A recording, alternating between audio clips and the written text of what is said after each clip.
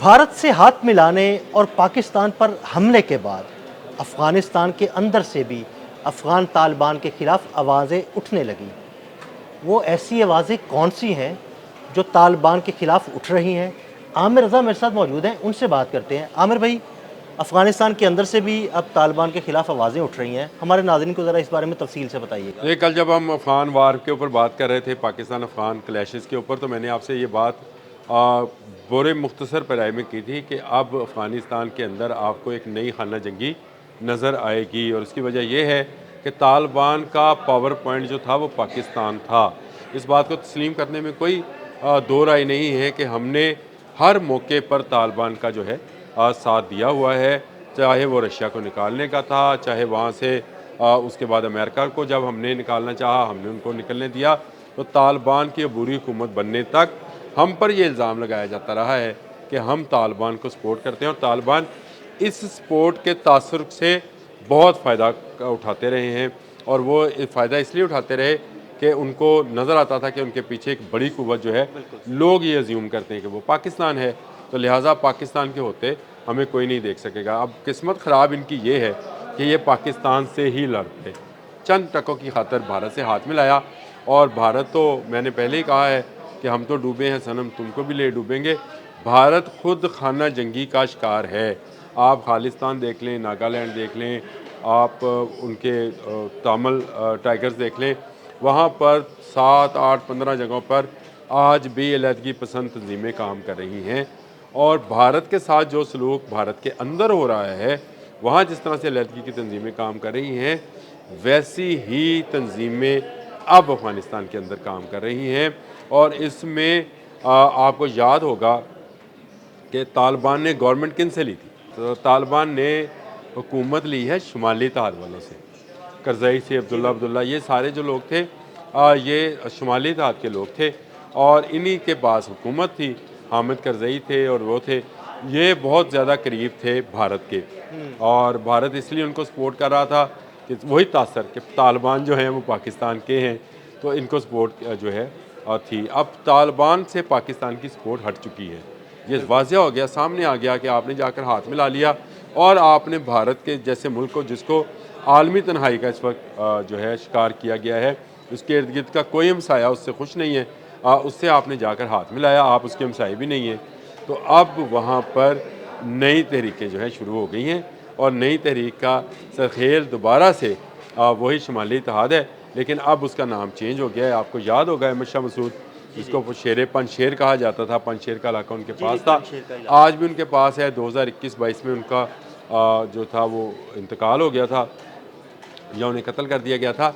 उसके बाद उनके बेटे हैं अहमद वली मसूद, उनके हाथ में कमांड आ गई है, और उन्होंने एक अच्छा काम ये किया है कि अब उन्होंने इसका नाम नॉर्दर्न अलायंस की जगह पर नेशनल रेजिस्टेंस फ्रंट रख दिया है। यानी एक ऐसा फ्रंट या एक ऐसा तंजीम जो कि तालिबानिज़ेशन के ख़िलाफ़ काम कर रही है, और वहाँ से अब आवाज़ें जो हैं उठना शुरू हो गई हैं। वहाँ से तैयारियाँ शुरू हो गई हैं कि तालिबान से ये हुकूमत वापस ली जाए, और जैसे पहले एक हुकूमत बनाई गई थी जो कि जिसके वज़ीर-ए-आज़म करज़ई थे और अब्दुल्ला उसके फ़ॉरेन मिनिस्टर थे, उस तरह की एक हुकूमत बनाई जाए जो कि अवाम की इलेक्टेड हुकूमत हो, वहाँ के लोगों को हक़ दिया जाए वोट देने का।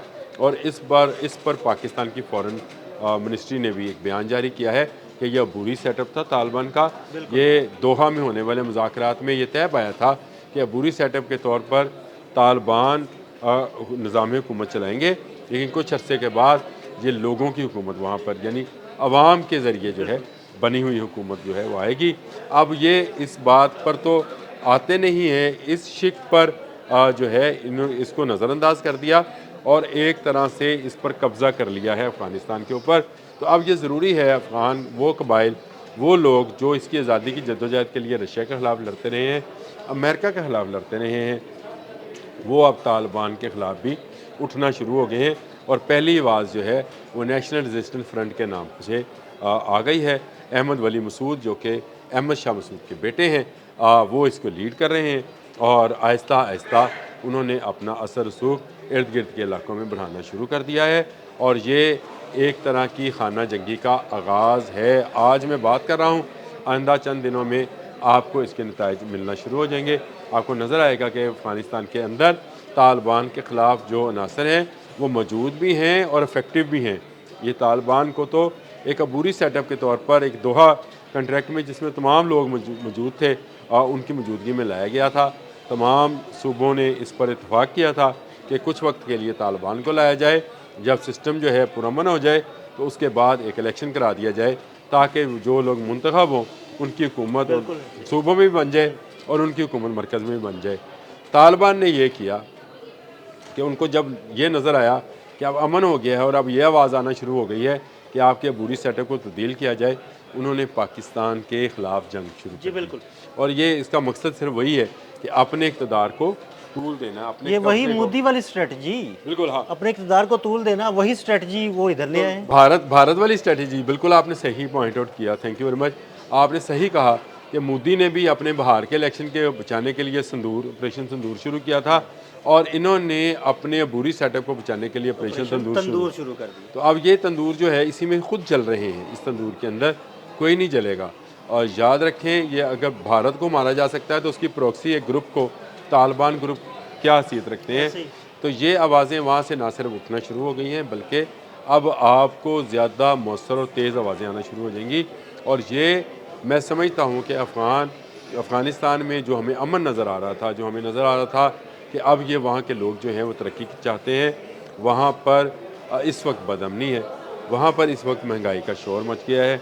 वहाँ वो डॉलर जो कुछ अमेरिकन छोड़ कर गए थे और कुछ उसके बाद बैनुल-अक़वामी एजेंसीज ने पहुँचाए ताकि अफ़गानिस्तान की तमीरें नो की जा सके, तालिबान के ख़त्म होते जा रहे हैं। और बापू वाले नोटों की इनको इसलिए ज़रूरत पड़ी है और ये इसीलिए दुनिया भर से पैसे मांगने चाहते हैं और यहाँ तक अपना ईमान खो रहे हैं पैसे की खातर कि मंदिर बनाने तक का ऐलान तो कर रहे हैं।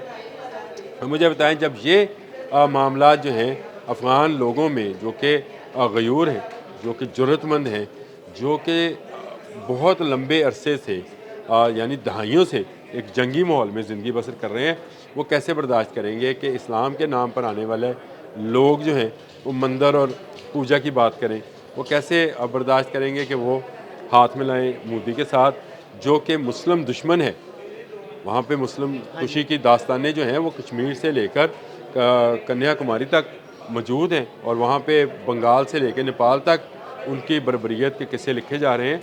तो मैं ये समझता हूँ कि नेशनल रेजिस्टेंस फ्रंट जो है ये बन गया है और ये खाना जंगी का आगाज़ है। आने वाले दिनों में दिल भाई आप देखेंगे कि अफ़गानिस्तान में जो है खाना जंगी का आगाज़ होगा।